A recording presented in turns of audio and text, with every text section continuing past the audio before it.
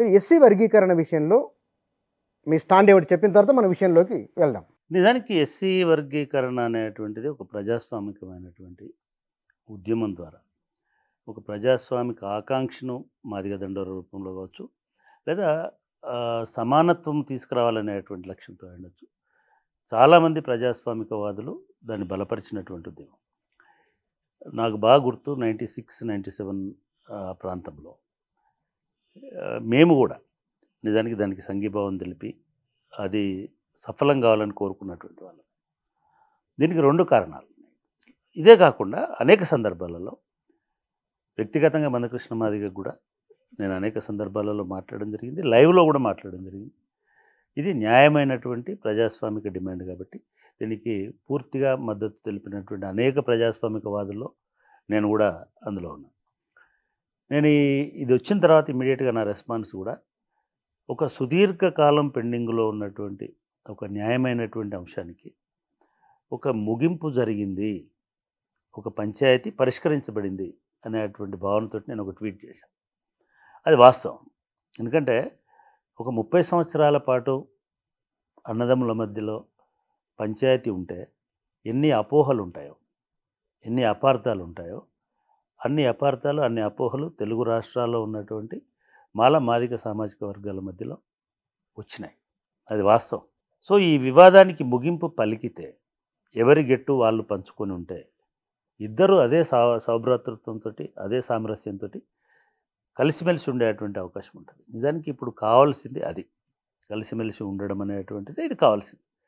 కాబట్టి దీన్ని పూర్తిగా ఆహ్వానించదగినటువంటి తీర్పు అని మొదటి తీర్పు బ్రేకింగ్ సందర్భంగా అనిపించింది. ఎందుకు అనంటే ఇందాక చెప్పినట్టు ఇది సమస్యను పరిష్కరించే దిశగా ఉంది కాబట్టి, ఇది చాలా ఏళ్ళుగా సమస్యలాగా చెప్తూ వచ్చినారు కాబట్టి ఆ సమస్యకి వాళ్ళతో ముగింపు కలుగుతుంది అనేటువంటి భావన చాలామందికి కలిగింది. అట్లే మాకు కూడా కలిగింది. కానీ తీర్పు పూర్తి పాఠం చదివిన తర్వాత, తీర్పు మొత్తం 500 పేజీల గ్రంథం, 150 పైన పేజీలతో ఇచ్చిండ్రు. ఈ మొత్తం చూసిన తర్వాత దానిలో అనేక సమస్యలు, అనేక ప్రశ్నలు ఉద్భవించడానికి ఆ తీర్పు కారణమైంది. అంటే ఇక్కడ మౌలిక అంశంలోనే, అంటే మౌలిక అంశాన్ని ప్రశ్నించే విధంగా ఉన్నాయా, లేకపోతే కనుక మీ ఇతరేతర అంశాలు ఏమైనా ఉన్నాయా? మీరు చాలా ఈ తెలుగు సాహిత్యంలో నీతి చంద్రిక, చిన్నేశ్వరి రాసినటువంటి మిత్రలాభం, మిత్రభేదం ఇట్లాంటి కథలు చూసి ఉంటారు. అంటే దానిలో ఒక కథ, ఒక 2 పిల్లులకు చిన్నప్పుడు మనకు పాట రూపంలో పోయి చెప్పేవాళ్ళు.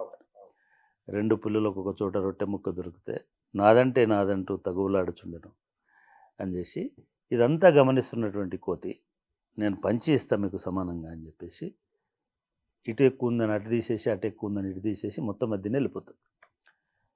ఈ తీర్పుకి ఈ కథ అన్వయించడానికి ఆస్కారం ఉంటుందేమో అని అనిపిస్తుంది. చాలా సీరియస్ విషయం. మీరు ఎగ్జాక్ట్లీ ఎందుకనంటే, ఎందుకు నేను ఇది చెప్పానంటే, ఆ తీర్పు ఏమిటి, అసలు వివాదం ఏమిటి, జడ్జిలు ఎక్కడి వరకు పరిమితమై ఉండాల్సి ఉండే, ఏ రకంగా దాన్ని పరిష్కరించాల్సి ఉండే, ఈ 3 అంశాలలో వాళ్ళు పరిధిని మించి విశ్లేషణలు, వ్యాఖ్యానాలు చేయడం వల్ల ఇప్పుడు చాలా అపోహలు, అనుమానాలకు కారణమవుతుంది. నంబర్ 1, చాలామంది నిన్నటి నుంచి నేను కొన్ని గమనిస్తూ ఉన్నా. చాలామంది నాలాగనే ఈరోజుకి అయిపోయింది, పరిష్కారం అయింది, సో ఇది ఒక గొప్ప చారిత్రాత్మకమైన తీర్పు అని చెప్తున్నారు. చారిత్రాత్మకమే, కానీ రేపటి నుంచి కొత్త చరిత్ర మొదలవుతున్నదా, చరిత్రలో జరిగిన అన్యాయాన్ని సవరించి తీర్పా, ఈ తీర్పు ఏముంది అనేది చూసుకుంటూ వచ్చినప్పుడు ఒక 3-4 అంశాలు మనం క్లారిఫై చేసుకోవాల్సిన అవసరం.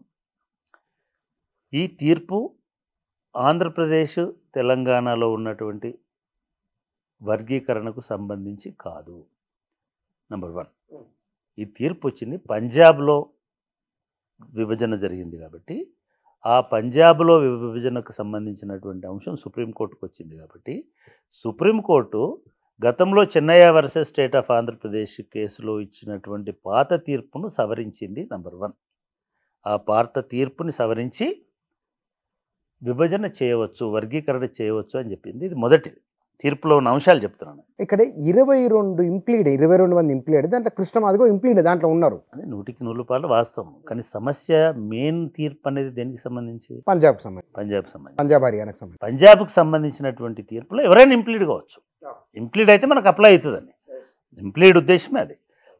అట్లా అయినారు. నిజంగానే ఎస్, గత తీర్పులో పేర్కొన్నట్టు దళితులందరూ ఏకరూప హోమోజీనియస్ కాదు, ఏకరూప సముదాయం కాదు. ఇది హెటరోజీనియస్, అంటే భిన్న రూపాలలో దళితులు ఉంటారు అని చెప్పింటే సరిపోయేది. ఓహో, అది చెప్పినారు. చెప్పి అంటే ఇంకోటి కూడా ఏంది, గతంలో చెప్పినట్టుగా ఆర్టికల్ 341కి ఇది విఘాతము కలిగించదు అని చెప్పినా సరిపోయేది.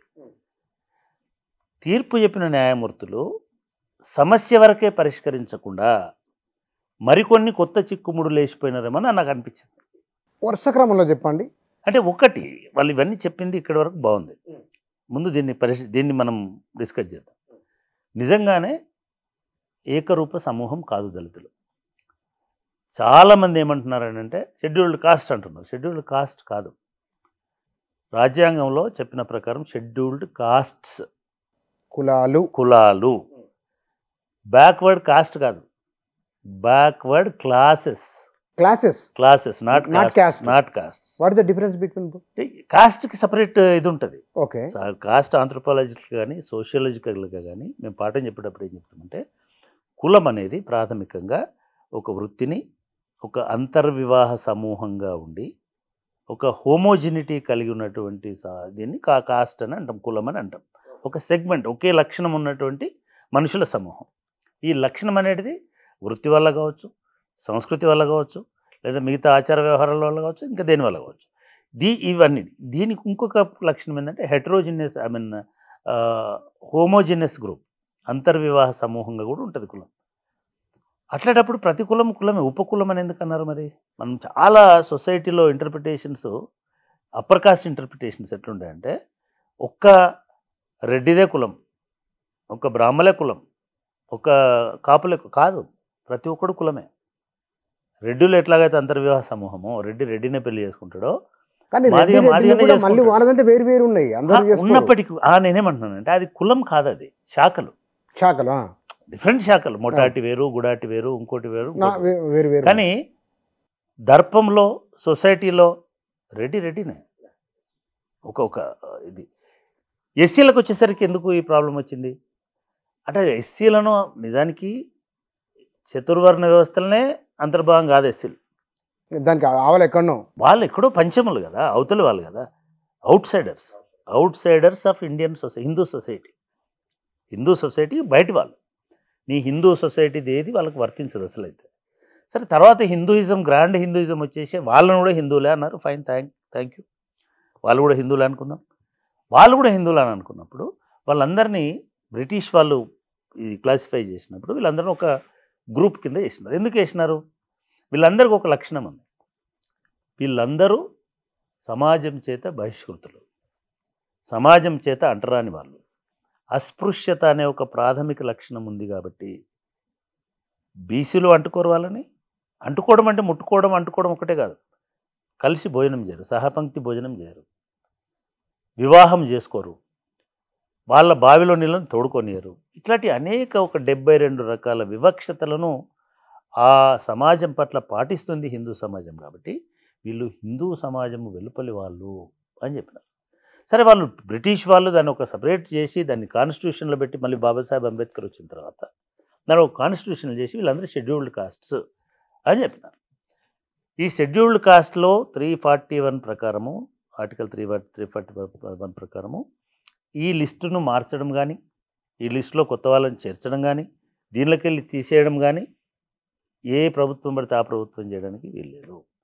ఇది రాజ్యాంగ సవరణ ద్వారా 341లో సవరణ తీసుకురావడం వల్ల, అంటే ప్రెసిడెంట్ గారు నోటిఫికేషన్ చేసి పార్లమెంటు దాన్ని 2/3 మెజారిటీతో ఆమోదించి, రాష్ట్రాల శాసనసభలు కూడా 3/4 శాసనసభలు ఆమోదిస్తే అది ఆమోదం పొందుతుంది, చట్టసభలోకి వస్తుంది. ఇది స్థూలంగా 341లో ఉన్నటువంటి అంశం. అయితే గతంలో చెన్నయ్య వర్సెస్ తీర్పు ఎప్పుడైతే వచ్చిందో 2004లో ఆ తీర్పు వచ్చినప్పుడు ఇది దానికి వ్యతిరేకమని చెప్పినాడు జడ్జి ఆనాడు. ఆనాడు 5 జడ్జిల ధర్మాసనం ఇది వ్యతిరేకము.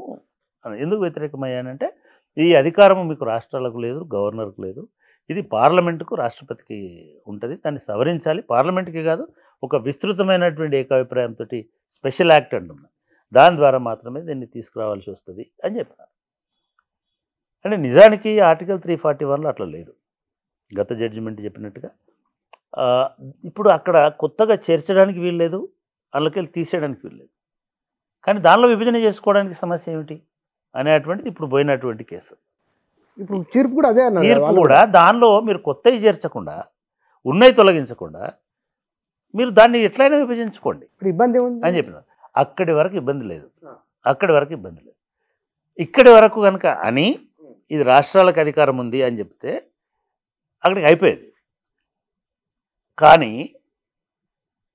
ఈ విభజన అనేది ఒక పూర్తి స్థాయి గణాంకాల ఆధారంగా, నిరూపితమయ్యేటువంటి అంశాల ఆధారంగా ఈ వెనుకబాటుతనాన్ని, ఈ గ్యాప్ని నిర్ధారించుకొని ఎవరికైతే ఇంకా ఫలాలు అందలేదో వాళ్ళని అసెస్ చేసి క్వాంటిఫై అన్నాడు, క్వాంటిఫై చేసి ఎన్యుమరేట్ చేసి, అదేవిధంగా అటువంటి ఎంపిరికల్ బేసిస్లో అంటే లెక్కల ఆధారంగా మీరు విభజన చేసుకోవచ్చు అని చెప్పినాడు. క్వాంటిఫై అంటే 10%, 5% ఒక మొత్తాన్ని క్రోడీకరించడం, అంటే నంబర్స్ వైజ్గా చెప్పడం. ఇక్కడ ఈ పదాలకు క్వాంటిఫై, న్యూమెరికల్, ఇంకో పదం ఎంపిరికల్, ఈ 3 సమానార్థాలే కదా దాదాపు. అంటే కాదు, అంటే ఒకటి నువ్వు క్వాంటిఫై చేయాలంటే నువ్వు ఎంపిరికల్ డేటా కలెక్ట్ చేయాలి. ఓకే, క్వాంటిఫై అనేది ఒక మోతాదు, ఈ మోతాదు, ఈ క్వాంటిటీ ఒక 5% అని అన్నాను. ఓకే, ఈ 5% ఎట్లా వచ్చినారు అని అంటే మొత్తము జనాభా 2 లక్షలు అయితే, లేదా 3 లక్షలు అయితే, 10 లక్షలు అయితే, దాంట్లో ఈ 10 లక్షల్లో 50,000 మంది కాబట్టి మేము 5% అంటున్నామని చెప్తాం.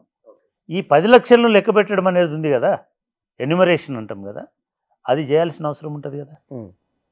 ఈ ఎన్యుమరేషన్ చేసి రెండోది ఏం చెప్పినాడు, ఇప్పటి వరకు ఈ ఫలాలు ఎవరికి అందినాయి, ఎవరికి అందలేదు, డిగ్రీ ఆఫ్ డిస్క్రిమినేషన్ కూడా చూడమన్నాడు.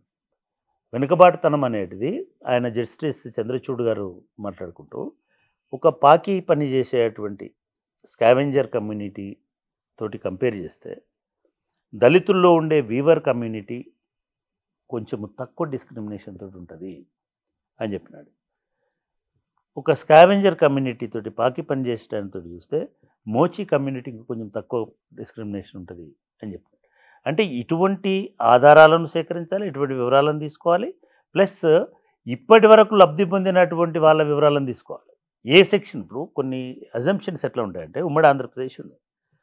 ఉమ్మడి ఆంధ్రప్రదేశ్లో ఉన్నప్పుడు మందకృష్ణ గారు మొదటి మీటింగ్లో మాట్లాడుతున్నటువంటి సందర్భంలో వాళ్ళ పాంఫ్లెట్లలో కూడా ఒక సామాజిక వర్గం, మాల సామాజిక వర్గంలో అందరూ ఐఏఎస్ ఆఫీసర్లు ఉన్నారు అని అనేది ఒక వాదన, కన్విన్సింగ్ ఎంపిరికల్ ఎవిడెన్స్. అది వివరాలు కూడా ఇచ్చినాడు ఆయన. 16 మంది, 17 మంది, మాధవరావు ఇట్లా పేర్లతో సహా ఇచ్చేసిన వీళ్ళందరూ మాలలే అని చెప్పి. మేము తెలంగాణ మూమెంట్ జరుగుతున్నట్టు నేను కూడా మందకృష్ణ గారితో మాట్లాడినప్పుడు, బ్రదర్ ఆ 16 మంది ఎవరు, ఏ ప్రాంతం వాళ్ళు? ఆ 16 మంది ఆంధ్ర ప్రాంతం వాళ్ళు. ఆ 16 మందిలో 15 మంది ఆంధ్ర ప్రాంతం, ఒకే ఒక్క వ్యక్తి తెలంగాణ ప్రాంతానికి సంబంధించిన రామ్ లక్ష్మణ్ గారు. నిజానికి ఇది ఆంధ్ర తెలంగాణ పంచాయతీ అవుతుంది తప్ప కులాల పంచాయతీ ఎందుకు అవుతుంది? ఒకటి, కులాల పంచాయతీ కూడా అవుతుంది, కానీ ముందుగా గ్రాండ్గా ఆంధ్ర తెలంగాణ పంచాయతీ అవుతుంది. ఆంధ్ర విడిపోయిన తర్వాత అది తెలంగాణలో ఉన్న సబ్ కాస్ట్ పంచాయతీ అవుతుంది. రెండవది, ఆంధ్రాలో ఉన్న కాంపోజిషను తెలంగాణలో ఉన్న కాంపోజిషన్ సేమ్ కాదు. రామచంద్రరాజు కమిషను తీసుకున్న లెక్కలలో ఆంధ్ర తెలంగాణ కంబైండ్ చేసుకొని మొత్తం 15% రిజర్వేషన్లని 1% ఏ గ్రూప్కి, 7% బి గ్రూప్కి, 6% సి గ్రూప్కి, ఇంకొక శాతం ఇంకొక గ్రూప్కి, డి గ్రూప్కి ఇచ్చినాడు. ఏ బేసిస్లు ఇచ్చినాడు? జనాభా లెక్కల ప్రకారం. ఏ జనాభా లెక్కల ప్రకారం ఇచ్చినాడు? 81 జనాభా లెక్కలు. ఏ ప్రాంతం, ఏ రాష్ట్రం జనాభా లెక్కలు? ఉమ్మడి రాష్ట్రంలో. ఉమ్మడి రాష్ట్రం. ఇప్పుడు నేను మిమ్మల్ని ఒక ప్రశ్న అడుగుతాను. మహబూబ్ నగర్లో, మీ ప్రాంతంలో, నాగర్ కర్నూలు నియోజకవర్గంలో ఉన్నట్టుగానే కాంపోజిషను మహబూబ్ నగర్ టౌన్లో కూడా ఉంటుందా? మహబూబ్ నగర్ పార్లమెంట్ కాన్స్టిట్యున్సీలో కూడా ఉంటుందా? హైదరాబాద్లో కూడా ఉంటుందా?